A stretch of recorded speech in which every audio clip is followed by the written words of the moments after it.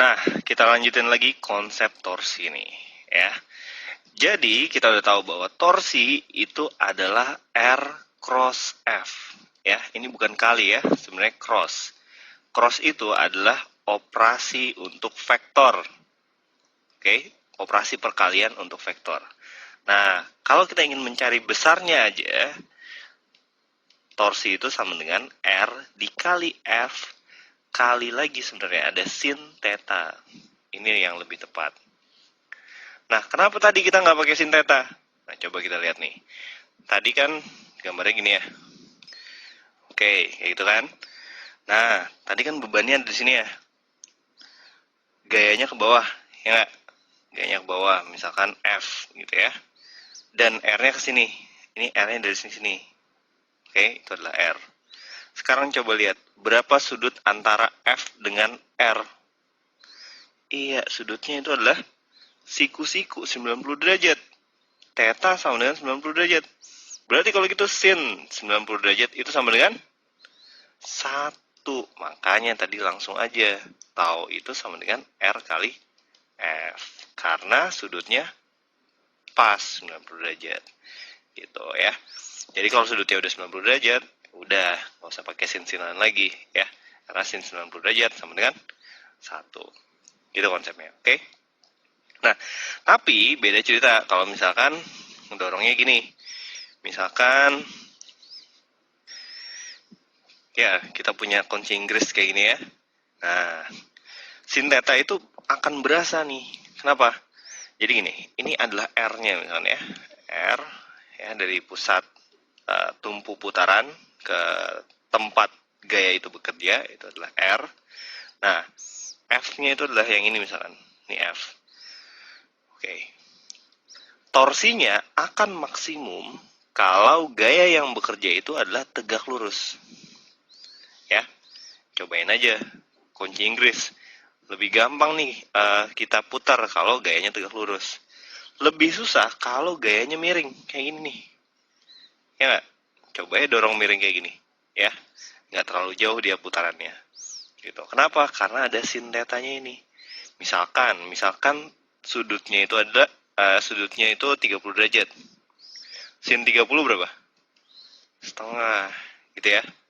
Sin 30 itu setengah. Nah, berarti efeknya itu adalah setengah kalinya daripada kalau kita mendorong tegak lurus. Gitu. Oke, by the way, yang disebut sudut itu yang mana sih? Nah, ini adalah sudut antara dua vektor. Jadi sudut antara vektor gaya dengan vektor R. Jadi kita harus lurus ini. Ini gayanya kita tarik ke sini, ya. Ini gayanya. Ini R-nya kita terusin ke sini, ya. Pangkal sama pangkal ketemu, ya. Ini pangkal R-nya kalau kita geser ke kanan, pangkal gaya F-nya itu jadi ke sini. Nah, inilah sudutnya. Gitu. Oke. Oke, besar sudut ini ya sama dengan sudut ini. Gitu ya, misalnya itu. Jadi, kalau misalkan gayanya miring ya, nggak tegak lurus kayak gitu, ya udah kita harus pakai rumus ini. Bahwa torsinya itu sama dengan R dikali F sin theta. Gitu. Putarannya nih. Ini putaran. Masalah besar torsi. Apa rumusnya? Torsi sama dengan R kali F sin theta ya. Ini adalah besarnya torsi. Tapi jangan lupa bahwa torsi itu adalah besaran apa? Besaran vektor. Kalau dia besaran vektor berarti harus punya arah. Nah, pertanyaannya bagaimana kita menentukan arah dari torsi? Oke, yang pasti torsi itu mengikuti aturan apa? Aturan tangan kanan. Ya, lihat gambar ya. Nah, jadi kalau kita pakai tangan kanan ini ya, jari-jarinya ini menunjukkan putarannya nih. Ini putarannya gini. Oke, jari-jarinya menunjukkan itu. Nah, jempolnya ini nih, ibu jarinya ini menunjukkan arah torsinya gitu. Ya. Jadi kalau suatu torsi berputar seperti ini, Oke, berarti arah vektornya kemana? Iya, keluar dari bidang gambar ya. Dari sini ke luar ya. Tembus ke muka. Oke. Nah, oke, kalau misalkan arah putarnya, misalkan kita balik jadi kayak gini. Nah, berarti arah vektornya itu adalah masuk bidang gambar. Gitu, ya. Oke, jadi itulah aturan tangan kanan ya, vektornya. Nah, sekarang masalah positif negatif. Torsi itu bisa positif, bisa negatif. Ya. Oke, dia bisa positif, dia bisa negatif. Ya, standar lah ya, vektor positif negatif. Nah, sebenarnya aturannya ini banyak yang beda-beda ya. Tapi kalau di sini kita sepakat aja bahwa kalau dia berlawanan dengan jarum jam, oke, berlawanan dengan jarum jam seperti itu, maka ini torsinya itu adalah positif. Sementara kalau dia searah dengan jarum jam, itu torsinya negatif. Oke, ada beberapa buku sih yang ngajarinnya beda, dibalik gitu ya. Ya udah nggak apa-apa. Tapi ya kita pakai ini karena dia konsisten sama konsep fisika yang lain gitu. Ya, jadi kalau R-nya ke sana misalkan, oke, R-nya di sana, terus F-nya ke sana gitu ya. Nah, ini akan menghasilkan torsi yang positif dan negatif.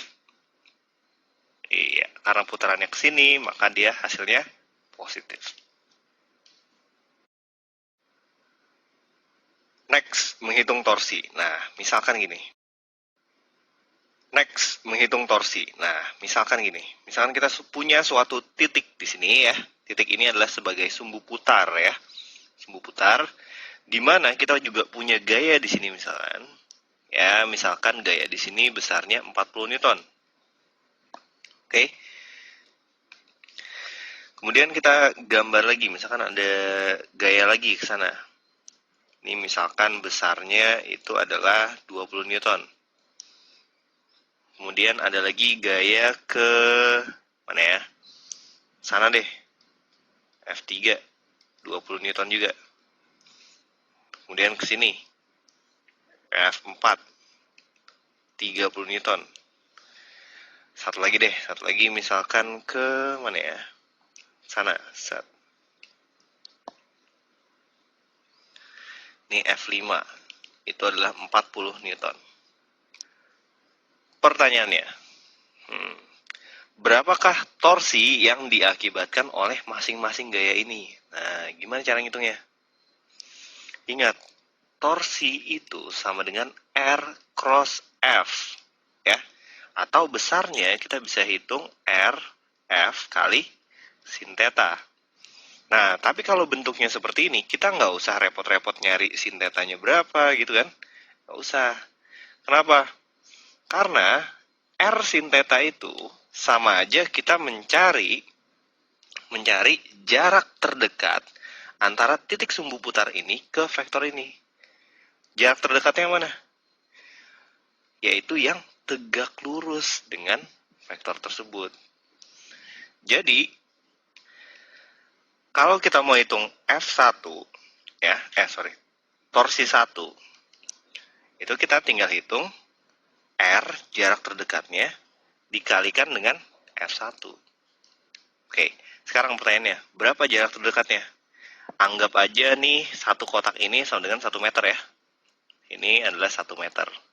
Nah, berarti jarak dari titik pusat ini ke vektor ini adalah 1, 2, 3, 4. Udah 4 meter, jadi R-nya 4. Jadi, R1 kali F1 gitu aja. Oke, R-nya 4, F1-nya itu adalah 40. Jadi hasilnya itu adalah 160 Newton meter. Udah sampai di sini aja. Belum. Jangan lupa, kita harus taruh arahnya. Lihat nih. Arah torsi gara-gara gaya ini, arahnya kemana? Arahnya ke sini ya. Nah, arahnya ke situ, berarti positif atau negatif? Iya, dia searah dengan jarum jam ya, berarti negatif. Oke, sip. Yang torsi 1 udah. Sekarang yang kedua, R-nya itu berapa? Cari yang tegak lurus. Ini belum tegak lurus. Tegak lurusnya ke sini. Berapa tuh panjangnya? 1, 2, 3, 4, 5. Berarti 5 dikalikan dengan 20, yaitu sama dengan 100 Newton meter. Arahnya gimana? Arahnya ke sini. Nah, berarti kalau gitu dia positif atau negatif? Negatif ya, searah dengan jarum jam, berarti negatif. Sekarang torsi yang ketiga. Torsi yang ketiga itu R-nya itu adalah berapa? Sini ya. R-nya itu adalah 3 ya, berarti 3 dikalikan dengan 20, yaitu sama dengan 60 Newton meter. Positif atau negatif? Nih, putarannya ke sini. Berarti positif. Oke.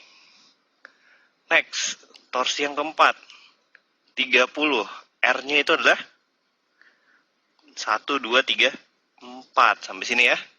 Oke, berarti 4 kali 30, yaitu sama dengan 120 Newton meter. Arahnya negatif. Oke, yang terakhir, torsi yang kelima, R-nya itu adalah 1, 2 ya. 2, berarti 2 dikalikan dengan 40, yaitu sama dengan 80 Newton meter. Dan arahnya, kemana tuh? Negatif ya, negatif. Oke, gitu ya. Nah, salah satu contoh soalnya kayak gini nih. Misalkan diketahui